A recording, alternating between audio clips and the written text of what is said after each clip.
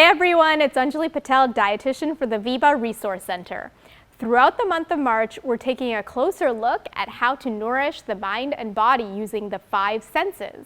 A great way to boost your meals is by using nutrient-dense whole plant foods. They taste great and they're fun to touch. Let's look at this hands-on recipe by our executive chef, Leslie Myers. Thanks, Anjali. Today we're going to be making one of my go-to side dishes that's always a crowd pleaser. This lemony kale and Gouda salad, and it seems like there are an abundance of lemons since they're in season, so let's put them to good use. Now this is a hands-on recipe, so we'll be massaging the dressing into the kale to soften it up. So if you have disposable cooking gloves, keep those handy. Here's a look at the ingredients.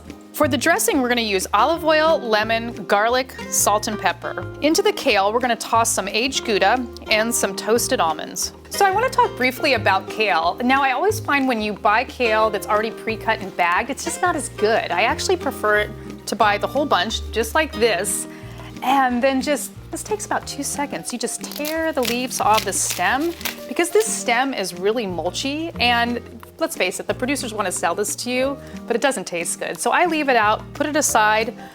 Every bunch of kale has about 7 or 8 leaves to it, and this literally takes less than 2 minutes, maybe less. And as I'm doing this, I'm ripping this into bigger than bite-sized pieces, but pieces that will actually fit onto a fork.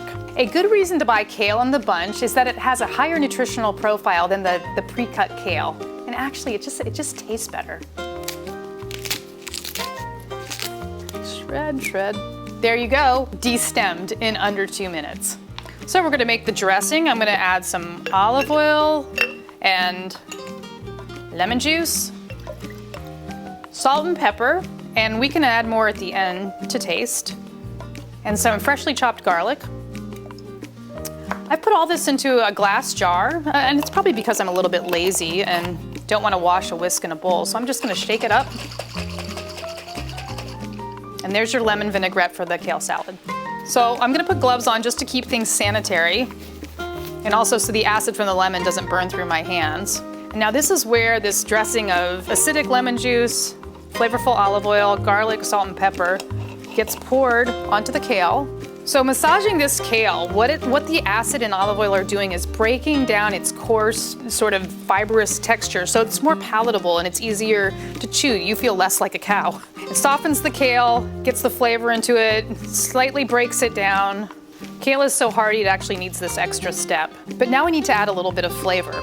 So I've got a hard cheese such as Parmesan. In this case we're using an aged Gouda, and I'm putting about 2/3 of it in, and some toasted almonds for crunch and fiber and flavor.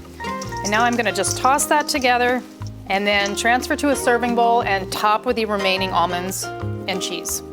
I'd like to eat this right now. Can I eat this?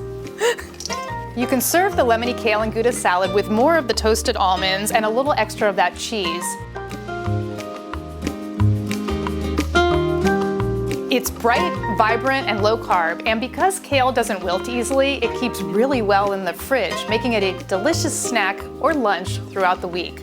Let me know what you think in the comments below, and happy eating, everyone.